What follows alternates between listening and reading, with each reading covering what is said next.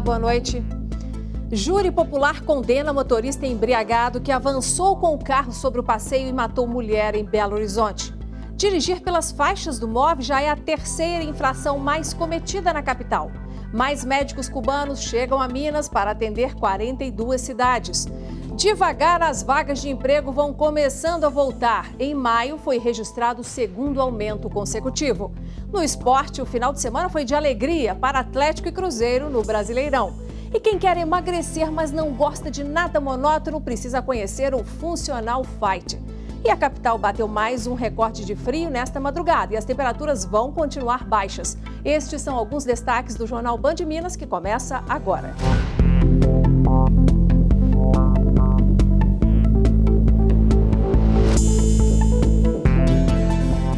Hoje tivemos no Fórum Lafayette, em Belo Horizonte, o 4º Júri Popular de Trânsito já realizado por aqui. E o motorista foi condenado por atropelar e matar uma mulher que estava na calçada e ele estava embriagado.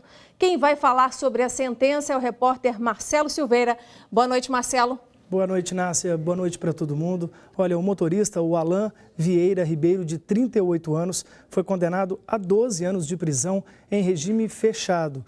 A condenação foi por um homicídio com dolo eventual, aquele que acontece quando a pessoa tem a intenção ou assume o risco, de matar alguém. No caso do Alan, ele atropelou e matou a Fernanda Francisca Alves, que estava em um ponto de ônibus, e a defesa conseguiu mostrar que ele estava embriagado. No dia do fato, em maio de 2013, ele se recusou a fazer o teste do bafômetro, mas os policiais que estiveram lá disseram que ele apresentava sinais de embriaguez. A defesa diz que vai recorrer da decisão e, enquanto isso, o rapaz vai continuar aguardando em liberdade. Ele já estava aguardando todo o julgamento em liberdade e vai permanecer até que os recursos sejam julgados. Inácia. Certo. O Marcelo continuou com a gente mais um pouquinho e ainda falando sobre mortes no trânsito, porque 5 trabalhadores morreram hoje no tombamento de uma Kombi. Esse acidente aconteceu na cidade de Capelinha. Marcelo, os outros operários que também estavam na Kombi, eles já estão bem? Estão bem sim, viu, Inácia? Os outros 5, os sobreviventes dessa tragédia, chegaram a ser socorridos, levados para o hospital de Capelinha, ficaram em observação por algumas horas, mas já estão todos em casa. Ao todo, 10 trabalhadores estavam nesse veículo que acabou perdendo o controle, caindo numa ribanceira e indo parar dentro da represa que fica ali na mesma região. Os 5 funcionários que morreram ficaram presos às ferragens e não conseguiram se soltar.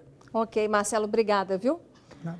Após quase 4 anos de ocupação irregular de uma área que pertence à SEASA, um acordo é fechado entre invasores e o poder público. Confira a reportagem de Luciana Viana e Cláudio Yoshinaga.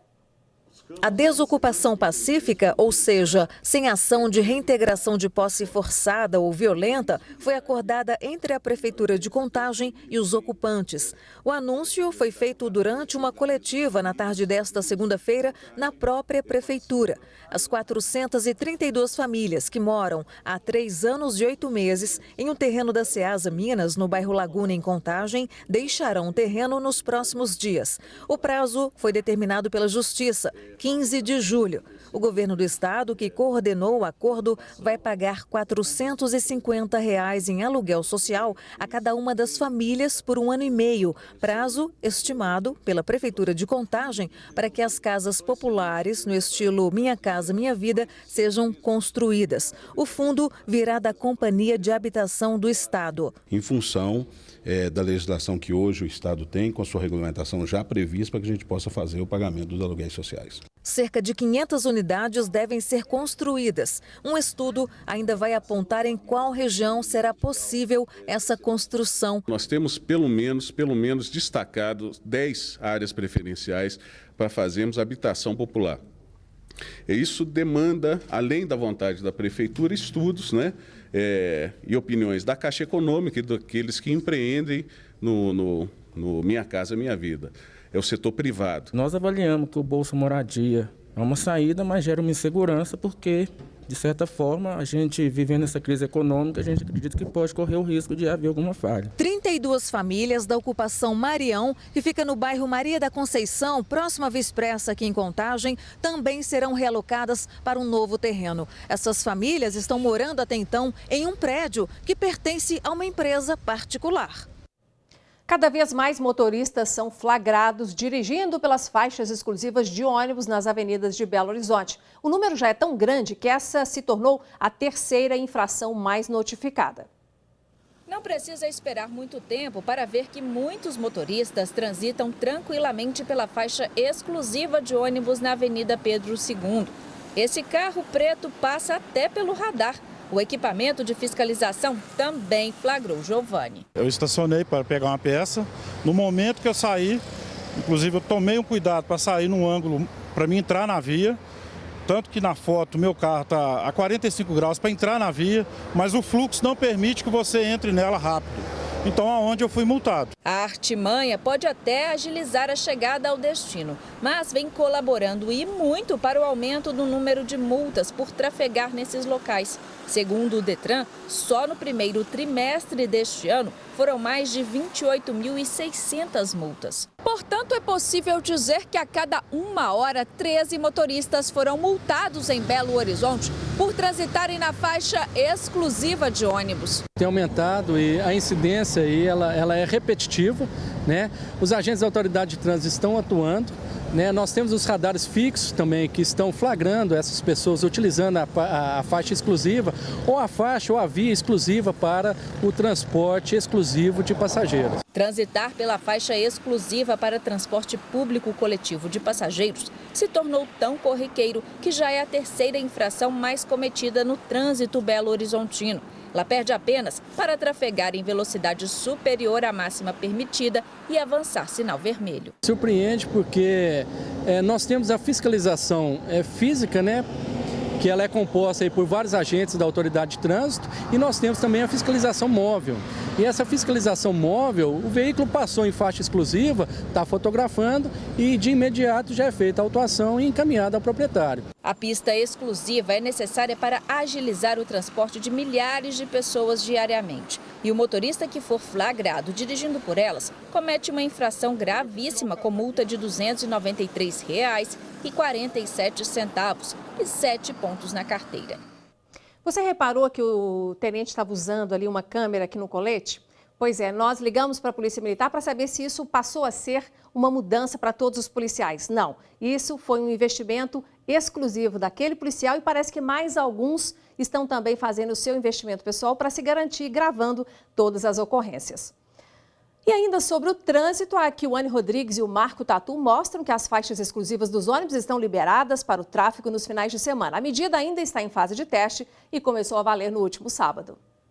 Faixas espalhadas ao longo das avenidas orientavam os motoristas. Apesar disso, tinha muita gente que desconhecia a informação. Não sabia. Não! Você pode andar na pista do móvel. Sério? Que ótimo, então vou aproveitar. A BH Trans liberou as faixas exclusivas do transporte coletivo aos fins de semana para o tráfego de carros, motos e caminhões. Os veículos podem transitar nesses locais nos sábados a partir de 14 horas e aos domingos e feriados durante o dia todo. A medida, que está em fase de teste, tem o objetivo de dar maior fluidez ao trânsito. Mas, apesar da liberação, muitos motoristas preferiram não utilizar. Não tem trânsito para quê? Não teve trânsito aqui pra gente ir pra pista de ônibus, né? Aí acabou que a gente ficou aqui mesmo. A liberação não inclui os corredores do MOVE, apenas as faixas exclusivas de algumas avenidas da capital, como a Cristiano Machado, entre o Anel Rodoviário e a Vilarinho, e as avenidas Pedro II e Presidente Carlos Luz. E daqui a pouquinho, fique ligado, vamos falar sobre a liberação dos corredores do MOVE para os táxis. E no próximo bloco você vai ver que o emprego está começando a reagir. O número de vagas por carteira assinada voltou a subir.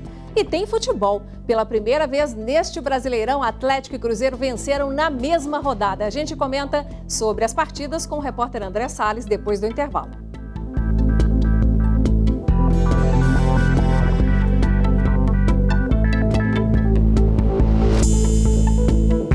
Assim como já acontece nas avenidas Pedro I e Antônio Carlos, agora os taxistas podem trafegar pela pista do MOVE da Avenida Cristiano Machado. Os testes começaram no último sábado.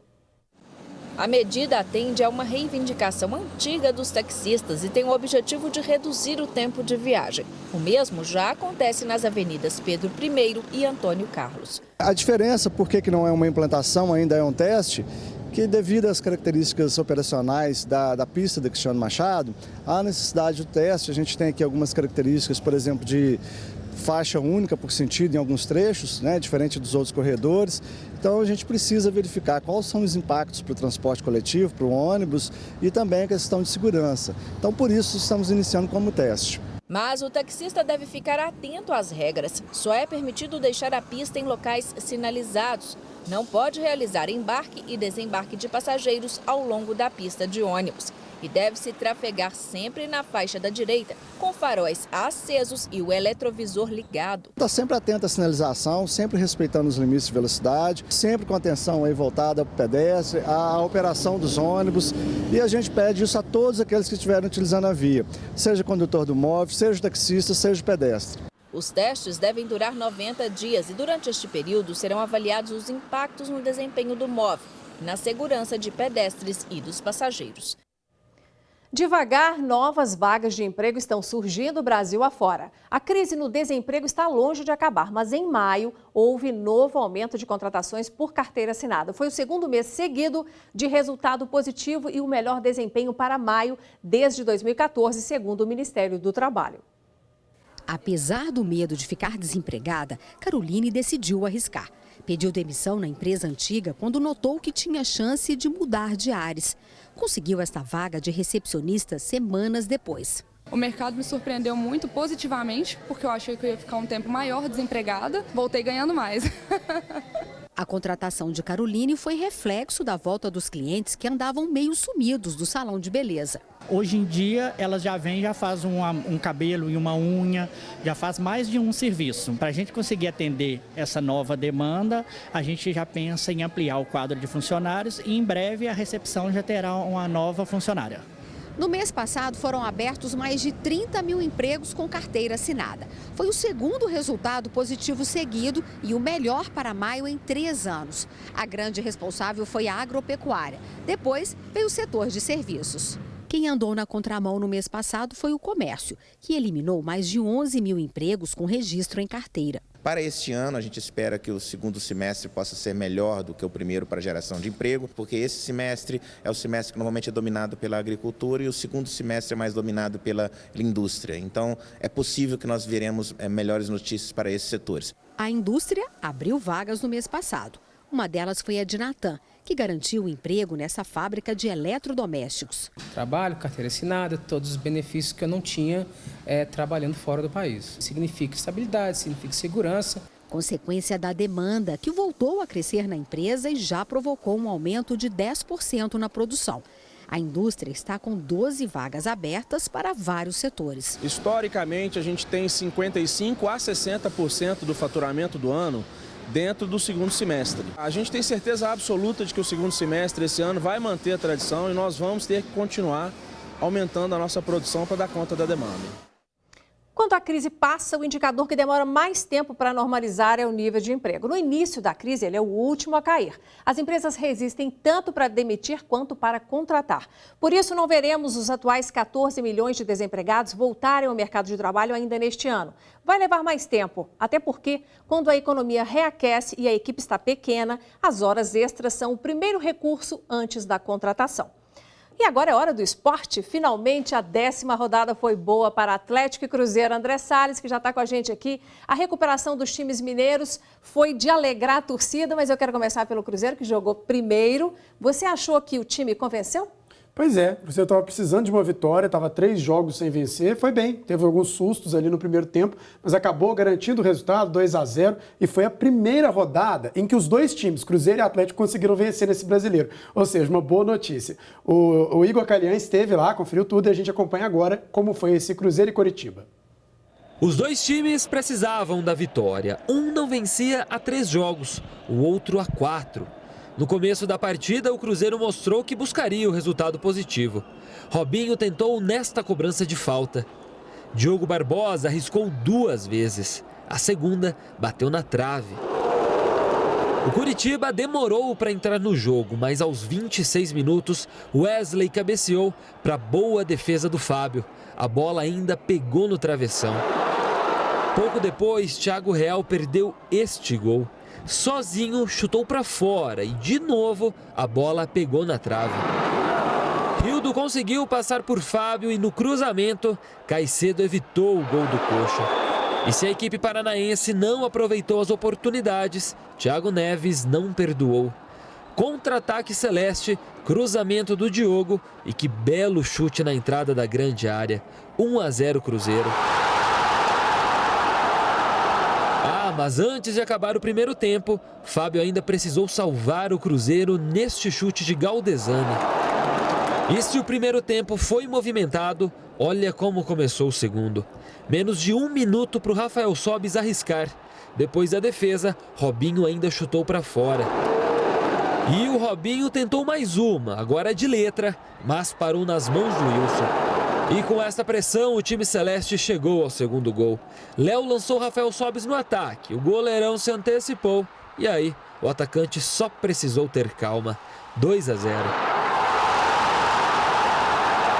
Alívio para os torcedores da Raposa, já que o time não vencia há 3 partidas no Brasileirão. Acho que o torcedor hoje já viu uma atuação melhor da equipe. E hoje era importante a gente vencer, né? A escolha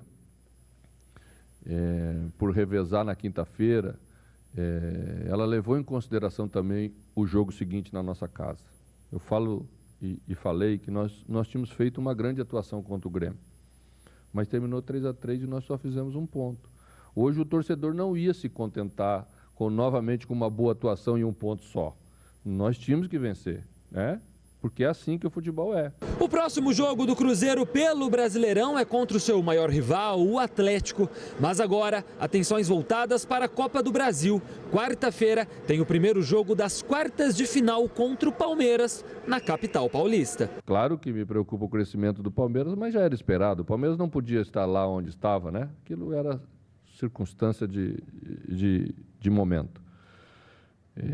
Mas o Cruzeiro vai na busca de passar pelo Palmeiras, sem dúvida nenhuma. Esse é o nosso objetivo e nós vamos pensando em fazer um grande jogo lá. E o Atlético foi até Chapecó, em Santa Catarina, e colocou o time reserva em campo. Conseguiu uma vitória importante, mas o jogo não foi muito bonito não, né, André? O que te incomodou mais nessa combinação de reservas em campo? Pois é, o jogo não foi legal mesmo, Inácio, concordo com você. O jogo não foi tecnicamente muito bom, mas o atleticano, ele queria vitória, sabe? A gente tá até vendo os lances aí. O Atlético fez algumas boas partidas, de jogar bem, por exemplo, contra o Flamengo, contra o Palmeiras fora de casa. Tá aí o gol do Marlone, né? Mas precisava da vitória. Em uma das entrevistas, o Fred até falou disso. O nosso momento é tão complicado que nem vencer feio a gente está conseguindo. Dessa vez o Atlético colocou um time muito modificado, só o Rafael Carioca de titular, muitos jogadores do Sub-20, ninguém contava com esse resultado. Jogar em Chapecó é muito difícil. O Atlético vai lá, busca uma vitória, recupera na tabela, saiu muito no lucro, agora tem uma equipe descansada para essa partida de quinta-feira difícil contra o Botafogo, que aí já é Copa do Brasil e é jogo eliminatório. E a gente fala dessa história de jogo feio, mas o que importa é ganhar, né? Com certeza. Porque não tem premiação pro jogo mais bonito, tem? 3 pontos de qualquer forma. É a vitória. Então tá. Obrigada, André. Até amanhã. Até. E quem está em dívida com a balança e quer perder os quilinhos precisa conhecer uma nova modalidade inspirada nos movimentos do MMA. É agitação pura. E você vai ver que o inverno também traz reflexos nos negócios e na economia. Tem loja antecipando promoções. A gente te mostra depois do intervalo.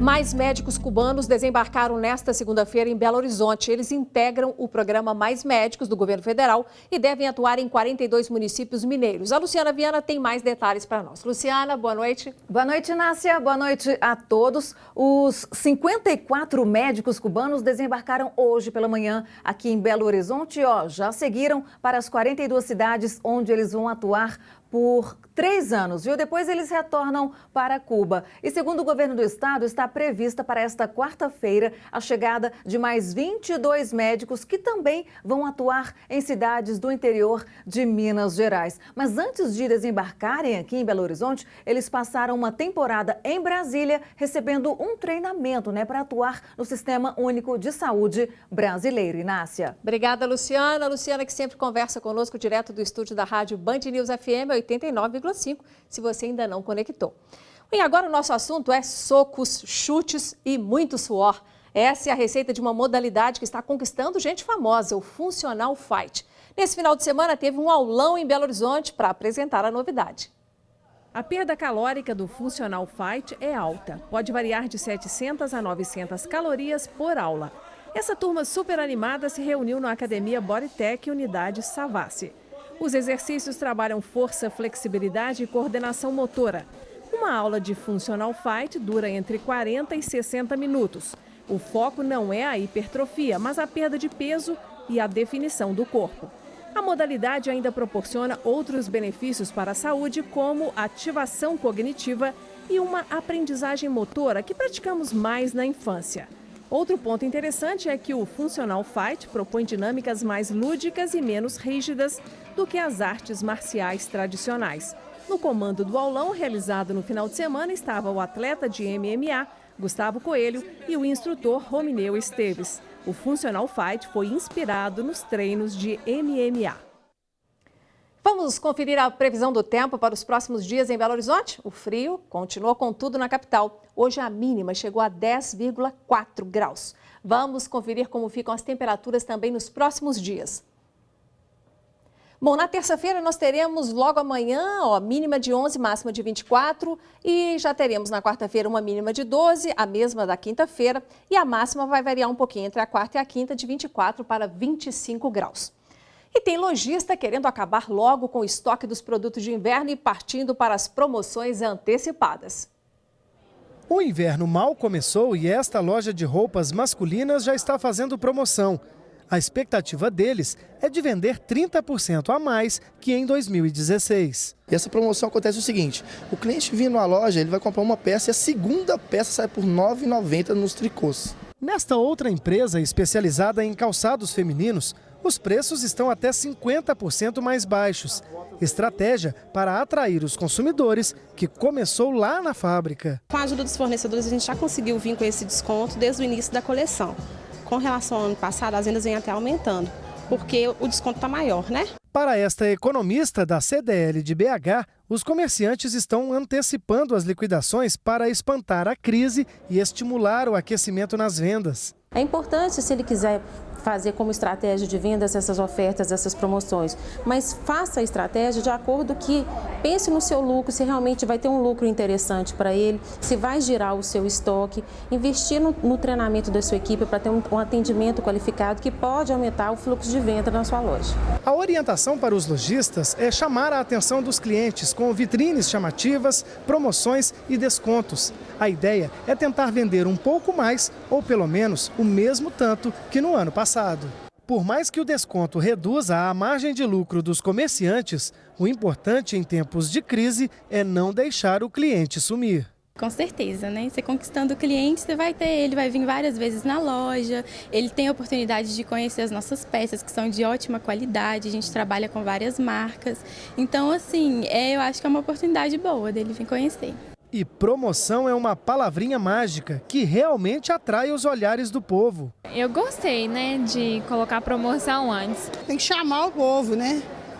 Não é? Muito bom isso. Mas é preciso ficar atento e seguir algumas dicas na hora de aproveitar essas liquidações. Tem que prestar atenção no seguinte, no aquele consumo consciente, consumir sem ficar endividado, dê preferência a pagamentos à vista, fazer pesquisa de preço. Toda liquidação traz 2 pontos de atenção para nós, né?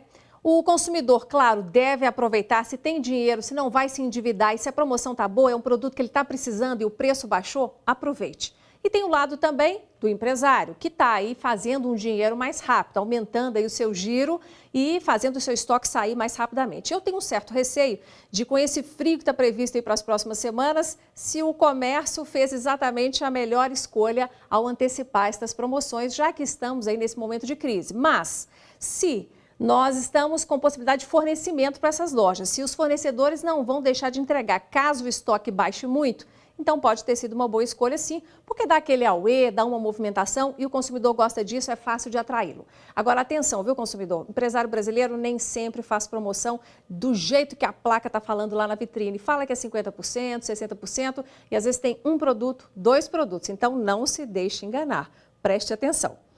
Bom, e agora eu faço um convite para você.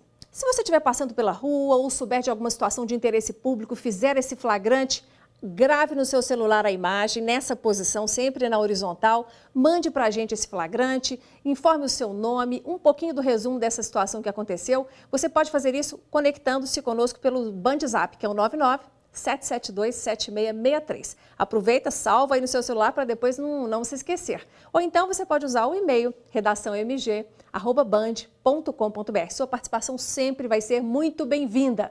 E não se esqueça que, querendo rever o nosso jornal, você pode acessar youtube.com/TV Band Minas. Todo o nosso jornal está lá.